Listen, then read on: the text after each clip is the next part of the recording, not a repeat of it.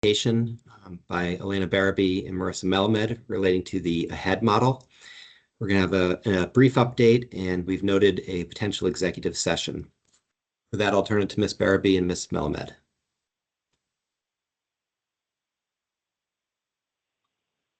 Thank you, Chair Foster. Good afternoon. Thanks, Abby, for posting and projecting the slides for us this afternoon. My name is Marissa Melamed. I'm Deputy Director for Health Systems Policy for the Green Mountain Care Board. The presentation that I have for you today is a brief one. The purpose of today's meeting is to make you all aware that the Centers for Medicare and Medicaid Services is introducing significant policy and operational changes to the AHEAD model signed by Vermont in January. I'm going to go over the high-level timeline and those changes as we know them. We noticed a potential executive session for today, as Chair Foster said, if the board wishes to further discuss preparations for negotiation of a new agreement, and the board's policy staff will come back to the public and the board when we have additional information to share as we proceed working through the new model terms. Next slide.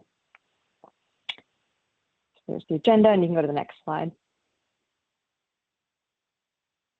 So as a reminder, there are 3 signatories for the state of Vermont to enter into a state agreement with the Centers for Medicare and Medicaid Services. The 3 signatories are the Governor's Office, the Agency of Human Services, and the Green Mountain Care Board. So CMS, under the Trump administration, is requiring a renegotiation of the terms of the agreement that the state signed in January, and the amendment will include significant policy and operational changes and an updated timeline. The Green Mountain Care Board will need to evaluate and review those changes, as will AHS and the Governor's Office. And then the Green Mountain Care Board will then need to vote as to whether to authorize the chair to sign on to the new model. Our prior execution of the old state agreement does not carry over to the new model with the amendment and new terms. And also, as a reminder, Vermont Act 167 of 2022 delegated development of the model to the Agency of Human Services in collaboration with the Green Mountain Care Board. And so in terms of how the federal money flows, the Agency of Human Services is the federal award recipient. The Green Mountain Care Board is the subrecipient through a memorandum of understanding with AHS. Next slide.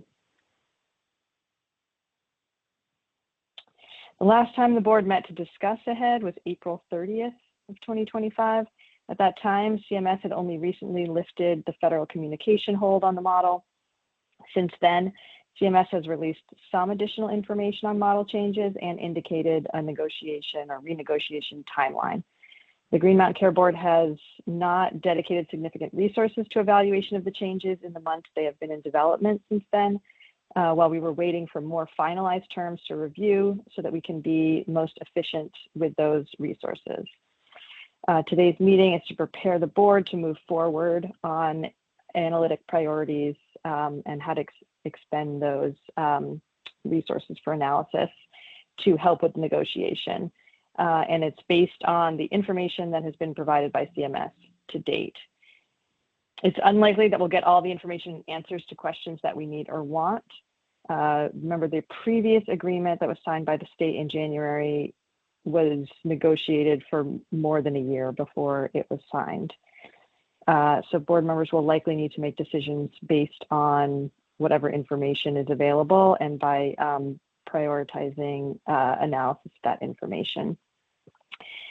If you look at the timeline I have posted there, the new policy and operational changes were announced or started to be posted publicly by CMS early on in September.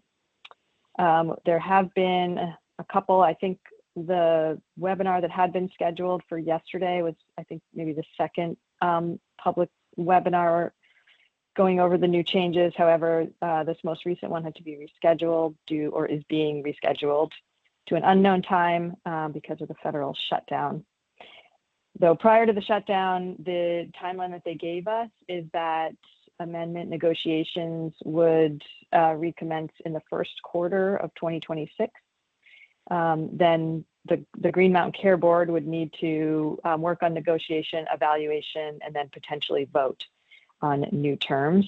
CMS's proposed date for executing an agreement is July of 26. So it's a pretty condensed timeline. And then their proposed new start date for cohort 2, which Vermont has been approved to move into cohort 2, would be January 1 of 2028. So that's a year later than previously thought, which was January 1, 2027. However, our understanding is that it's negotiable. There are some conflicting times posted on their website, but my understanding is January 1, 2028 is the official new start date. Next slide, please.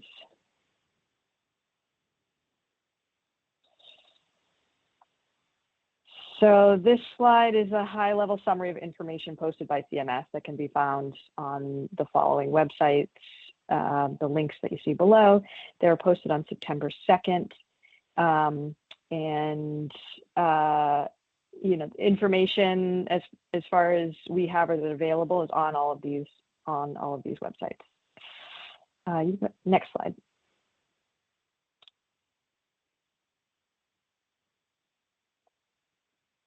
And the high level kind of points of the changes that you'll see and can read about. These are not listed here in importance of priority in any way, but just to point people to areas that are new. They're going to allow the addition of 2 more states, which I think is in recruitment, which will be cohorts 4 and 5. There's the addition of what's known as a GEO-AHEAD ACO model for beneficiaries that are unassigned to an accountability model. So this is a reintroduction of an ACO model into AHEAD. There's the addition of choice and competition policy initiatives. Shorthand for that is CHOMP.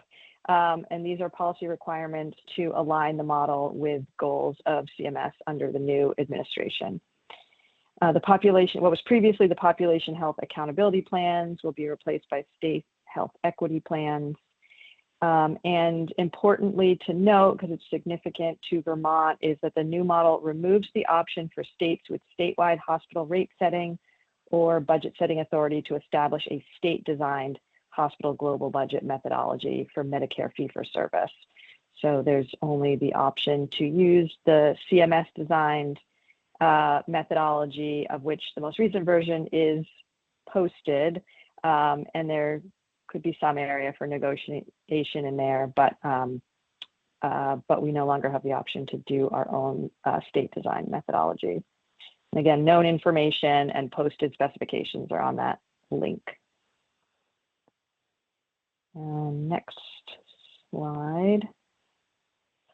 So that brings me to the end of the public information that we have today. Again, we noticed a potential executive session for this afternoon so that the board can discuss preparations for negotiation of a new agreement.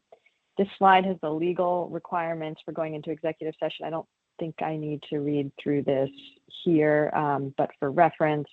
And then the following slide has 3 motions, potential motion language, which I can help you with, and Michael Barber is also on and available to answer questions. But if you go to the next slide, Abby, with the motions. So motion 1 or 2. Motion 1 is that if the board finds that premature general public knowledge of confidential attorney-client communication with the board's counsel regarding potential amendments to the AHEAD state agreement, if you want to discuss anything that would be confidential attorney-client communication, that's what motion 1 is for. Motion 2 is for contract negotiations. You can correct me if I got any of that wrong, Mike. And then motion 3 would put the board into executive session under either or both of those terms. And so I'm open to questions, or I don't know if we do public comment to Chair Foster, but I'll turn it over to you. I have a few questions I'd like to ask publicly, some of which you may know, many of which you may not, but I'll just note them publicly for the record. Okay. We'll take public comment and then we'll see if there's a motion for executive session. But I'll start with the other board members if they have any questions or comments to start, and I'll ask mine last.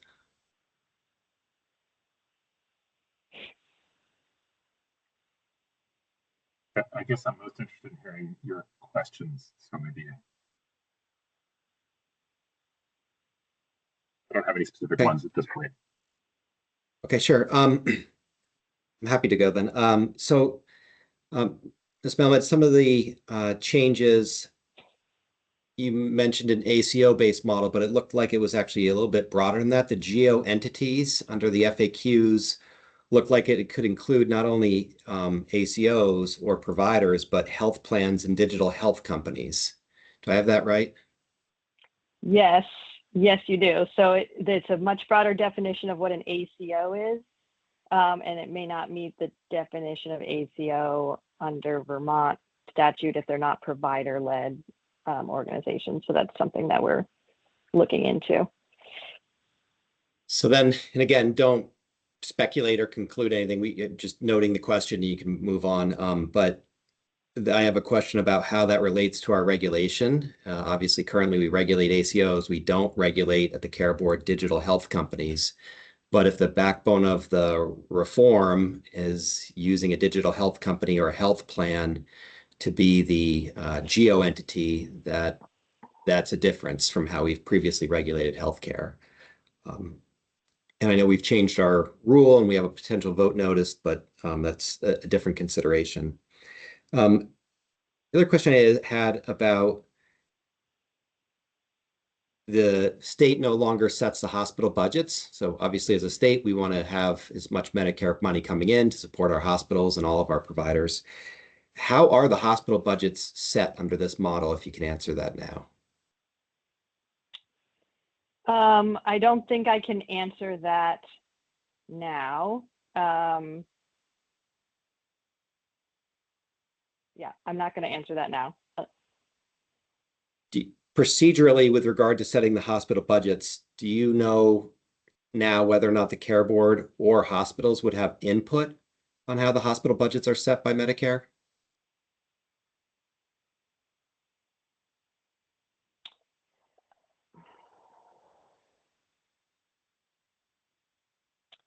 I don't think I can answer that now. I don't know if anyone else can answer that now because I have not done an evaluation of the methodology, of the current methodology that they have. That's what we're that's a next step that we're needing to do in order to be able to answer that.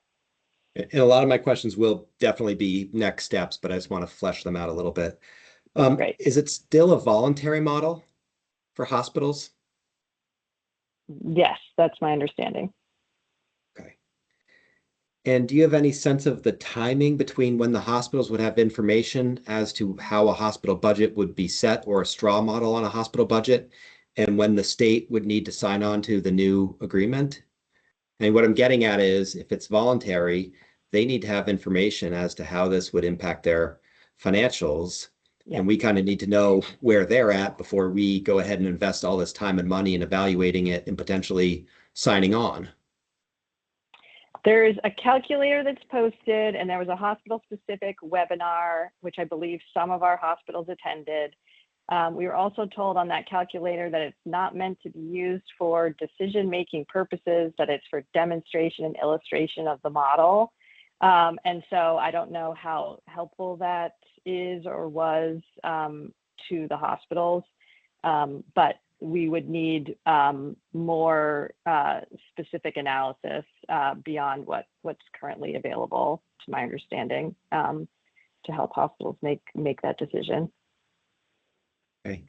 And then what's the contract, if you know at this time, what's the contracting look like with the hospitals? Would they be, who are they contracting with? Would it be with the geo entities or would it be, who would they be contracting with? I'd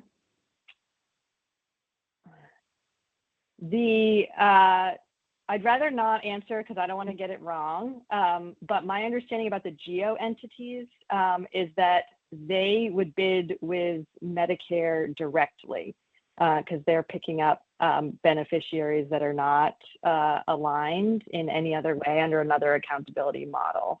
So that's what I know about potential, the contracting of the potential GEO entities, that they're in a direct relationship with CMS.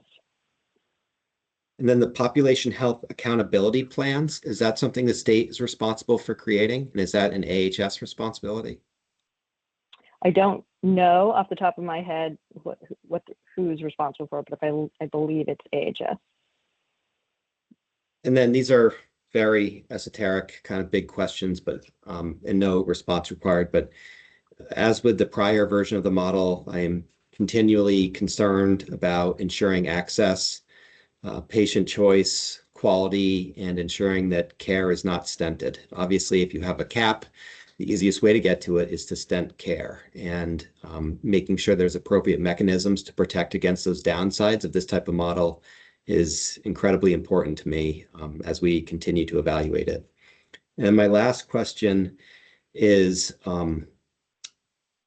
there's a total cost of care. The state's accountable for it. The GEO entities have bids, and they're responsible for trying to, comply with their bid and have savings under the bid.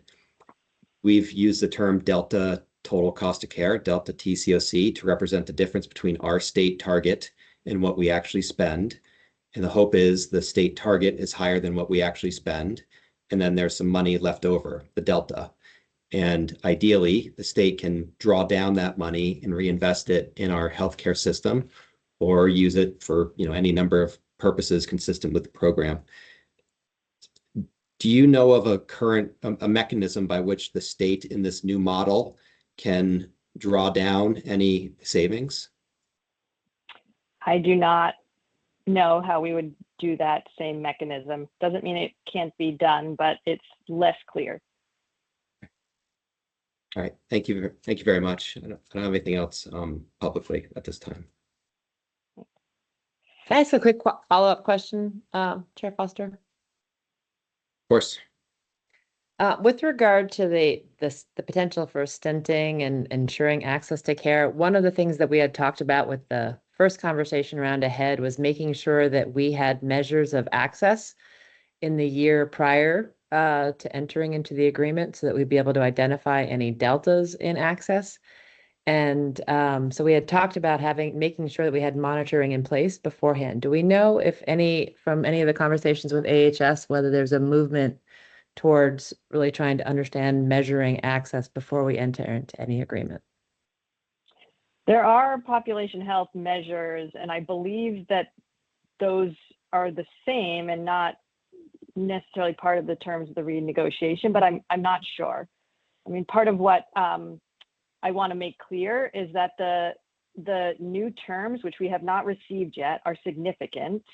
That it's potentially new terms across the entire agreement. So I'm kind of unable to say for sure what's going to remain and what would change. But access measures have been established. I believe they could be the same. They could be renegotiated, but they're the ones that were part of the original agreement theoretically could carry over. I don't know how that is potentially renegotiated or measured, and that is to say could be improved upon from our original agreement, or changed in some other way, but I can't say for sure.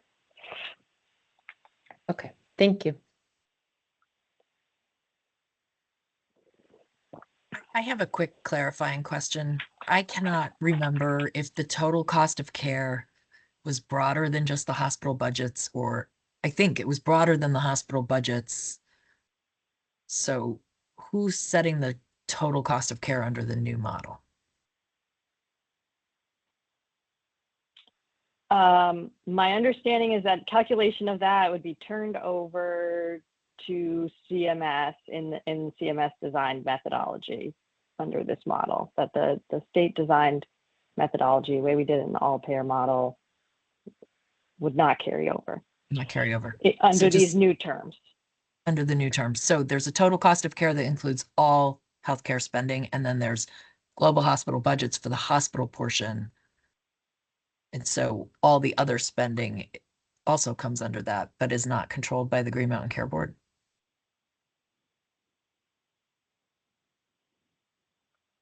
As far as I know. Sorry, sorry, it might be not No, much that's of a okay. question then. I understand. No, please ask.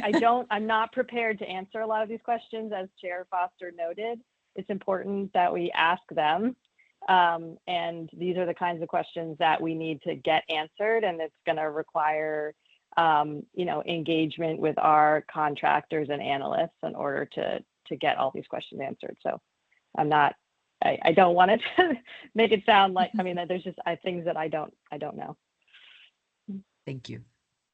Yeah, I'll just note that there was a pretty long blackout period and some of the details have remained a bit scant. So this hearing that we're having is potentially even premature just because we don't even have the information yet for some of these. But I do think it's really valuable to get them out there, and given the public transparency role we have, doing that as well. I think if my memory serves, and I shouldn't speculate, but I think the total cost of care is part of what we negotiate, and then CMS sets the hospital budgets from there. But the total cost of care would include things outside of the Green Mountain Care Board's control for sure, and then the TCOC would be negotiated. Dr. Merman?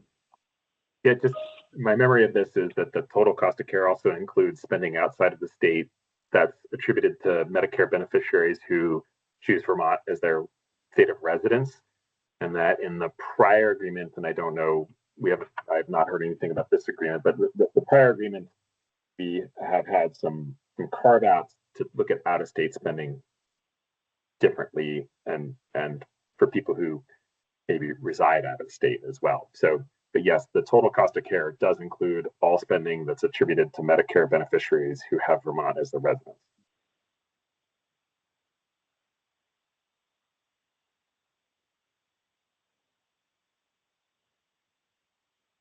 Member Holmes? Yeah, I just wanted to add to the list of things that I think that we need to consider as we're moving forward is what lessons we learned from the all-payer model and the ACO. And as we're thinking about a geo risk-bearing entity, how do we not repeat mistakes that we've made in the past as we're going into this model? So an analysis of what are those lessons learned, I think would be helpful. And I do want to make sure that there's some analysis happening around the expected dollars flowing into the state under the AHEAD model versus the next best alternative if we assumed a trajectory of Medicare fee-for-service. And with also the understanding that there are costs to being involved in this model, reporting costs, regulatory costs. And so netting out the costs of being in AHEAD, net of the dollars flowing into the state from AHEAD, from the federal government, net of the cost of actually being a part of AHEAD, comparing that to fee-for-service if we didn't enter the model. So I hope that there's some analysis that we will be able to see as we understand more about this new global budget methodology. Thanks. Any other board member comment or question for the public session? Okay. I'll turn to the healthcare advocate. I just have one thing Dave. there. I think, Jess, I totally agree with that. And I think that we should also think about trying to understand the cost to Vermont Medicare beneficiaries as well when we think about how this model gets rolled out. And the reason why I bring that up is that how do we think about the patient's share of the Medicare expense in the model versus not in the model, which gets a little bit in the weeds of this. But if we're thinking about a global payment, we have to think about how does the cost sharing occur within the global payment. And so I think that's just another thing to think about, funds flow into the state, but also the expense to Vermonters associated with the two different options.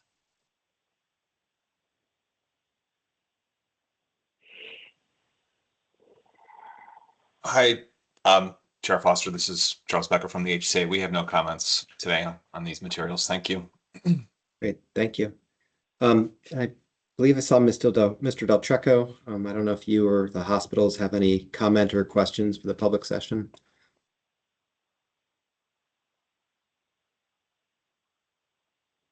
I do not at this time. Thank you for reaching out. Great. Okay. Any other public comment via raise the hand?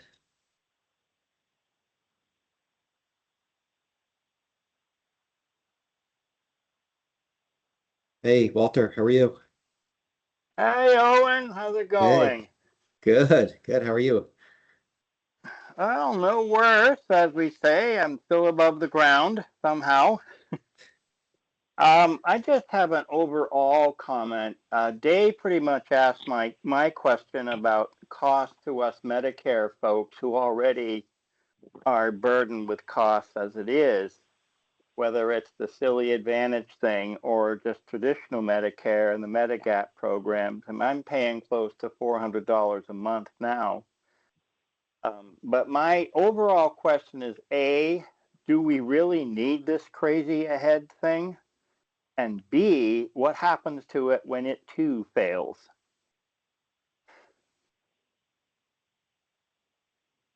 Those are big questions, Walter. I think that's Well, sort of I think of the ACO. Jessica mentioned it, which kind of gave me the idea for the question. I think of the ACO. That was a 10-year colossal screw up, I guess is the best way to put it. Now it's canceled. This ahead model will probably go south someday. Who knows what the Trumpers are going to do to this? No doubt they're probably going to make it an authoritarian regime kind of thing. I just don't. A, do we need it? B, what happens if we sign on, etc. We get approved, and then it just flops and they come up with something else. yeah, and that's part of what we're doing. You know, the board had I think a fair amount of trepidation in signing the original version of this, and we had a lot of the similar questions. At the same time, you know, we have to fairly and objectively evaluate whether or not we, the governor and AHS, think it's the right thing for the state on balance. So a lot of that is getting to Member Merman and Member Holmes's points about, is this actually more money? Is it actually feasible? What's the real ultimate cost? How are we going to prevent the downsides of the model? I think that all is lessons learned from the ACO model. Was that perhaps some of the expectations weren't met, and maybe we could have done a better job as a state analyzing it up front. And I think that's what's causing all of us to have a lot of questions for the models and kicking the tires and doing the diligence that's necessary. So your comments and skepticism are appropriate, and having a lot of diligence is part of the job. And at the same time, if it is beneficial, we should do it, right? So that's where we're at. And I think in the first vote, we had a number of out clauses, things that if they didn't happen that we thought were prerequisites to success, we would exit.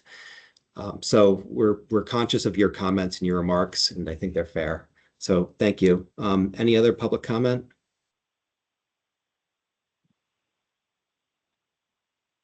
Okay, Marissa, would you mind bringing up the draft language for executive session again? Sure. Abigail, do you have it? Oh, thanks. Okay.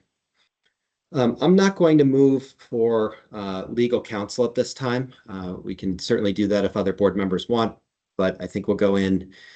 There's a difference. If we go in for counsel, the HCA cannot be present, and I don't think I personally need counsel. So if somebody disagrees and they want legal counsel, we can do that or do that separately. But I'll first move that the board find that premature general public knowledge regarding CMS's proposed policy and operational changes to the AHEAD model would clearly place the board and Vermont at a substantial disadvantage in future negotiations with CMS regarding those changes.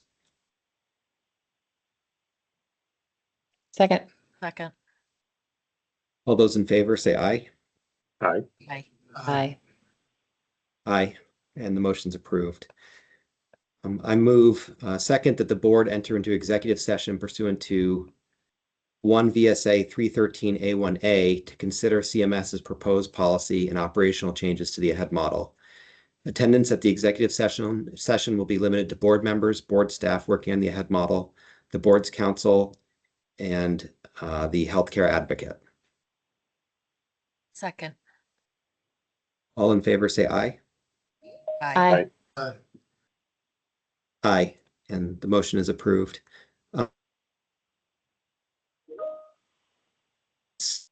And I don't anticipate any substantive board discussion or hearing post-executive session. So people, of course, can wait and come back, but I don't anticipate any much substance, if any, after the executive session. So we'll adjourn here, and the board and the HCA will move to the executive session. Thank you.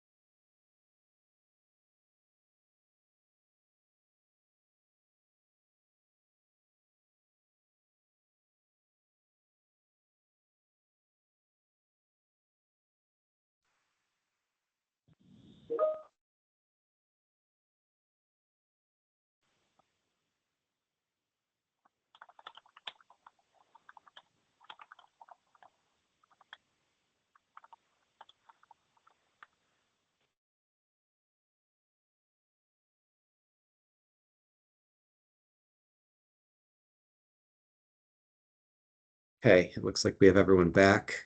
We've concluded the executive session.